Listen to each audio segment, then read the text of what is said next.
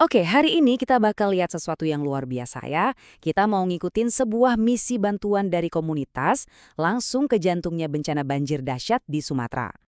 Nah, coba dengerin ini. Ini nih realitas di lapangan. Sebuah permintaan yang, ya ampun, putus asa banget. Dan justru inilah yang memicu gerakan bantuan dari masyarakat secara besar-besaran. Jadi gini, karena sumber daya di lokasi udah bener-bener kewalahan, misi ini harus dimulai dari Jakarta. Dan tantangannya, wah logistiknya super besar. Coba bayangin deh targetnya, mindahin lebih dari 10 ton bantuan. Ini tugas yang gila banget, apalagi waktu itu semua penerbangan komersial lagi di grounded, nggak bisa terbang.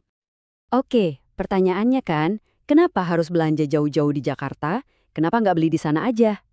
Nah, ini menarik karena ini ternyata bukan cuma soal harga loh. Jadi poin utamanya tuh ini, rantai pasokan di lokasi bencana udah hancur lebur, barang susah dicari, kalaupun ada harganya bisa selangit, dan stoknya juga terbatas banget. Makanya, ngirim bantuan lewat udara dari jauh jadi satu-satunya pilihan yang paling masuk akal. Setelah seharian pusing nyari cara, akhirnya ada titik terang nih dari Kepolisian Nasional. Mereka menjamin pesawat dan gelombang pertama bantuan akhirnya bisa mulai jalan. Tapi, ngumpulin barangnya itu baru satu masalah. Terbang ke zona bencana itu cerita lain lagi. Dan di sana, cuaca jadi musuh yang bener-bener nggak bisa dianggap remeh. Jadi, para pilot ini bukan cuma terbang nembus hujan biasa ya.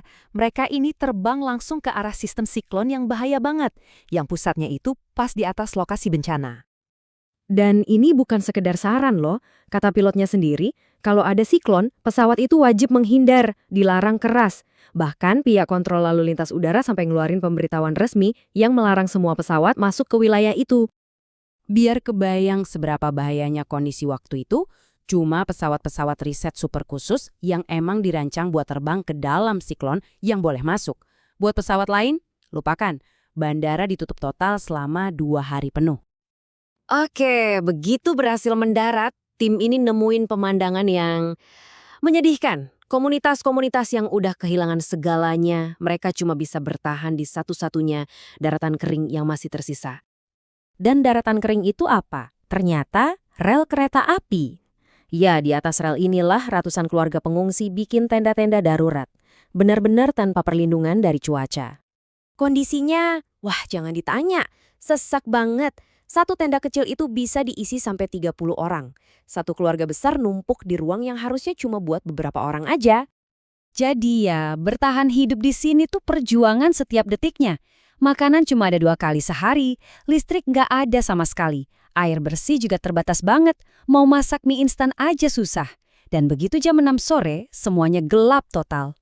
Nah, tim bantuan ini kan fokusnya ke kebutuhan yang paling mendesak ya, kayak makanan, selimut. Tapi ada satu barang yang mereka bawa yang ternyata bakal mengubah segalanya di saat-saat paling gelap di kamp pengungsian. Coba pikir deh, di tempat yang sama sekali nggak ada listrik, apa sih kebutuhan paling penting setelah makanan dan tempat tinggal?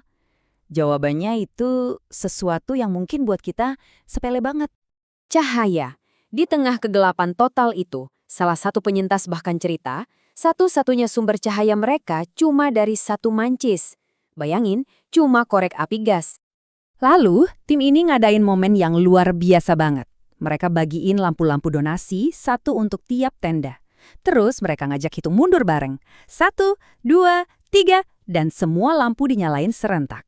Sebuah tindakan simpel yang langsung balikin lagi rasa kebersamaan dan rasa aman. Dan reaksinya, wow luar biasa. Mereka seneng banget.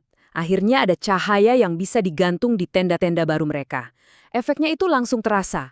Bukan cuma ngasih terang, tapi juga ngasih harapan. Tapi, meskipun bantuan dari komunitas ini bawa kelegaan sesaat, masalah utamanya, akar dari bencana ini ternyata belum tersentuh. Pertanyaannya sekarang, apakah bantuan darurat kayak gini cukup buat nyelesain masalahnya? Jawabannya enggak, karena banjir ini ternyata bukan murni bencana alam loh. Ini adalah akibat dari gagalnya sebuah infrastruktur yang sangat penting. Akar masalahnya itu jelas banget. Ada 3 bendungan sungai yang jebol. Nah, selama infrastruktur vital ini nggak diperbaiki, ancaman banjir yang lebih parah itu bakal terus menghantui. Dan ini ninggalin kita dengan satu pemikiran yang kuat banget. Semangat gotong royong komunitas itu emang luar biasa, keren banget. Tapi itu semua nggak bisa menggantikan tanggung jawab pemerintah untuk merawat infrastruktur dan melindungi warganya. Karena kalau bendungan yang nggak diberesin, ya masalah ini akan terus ada.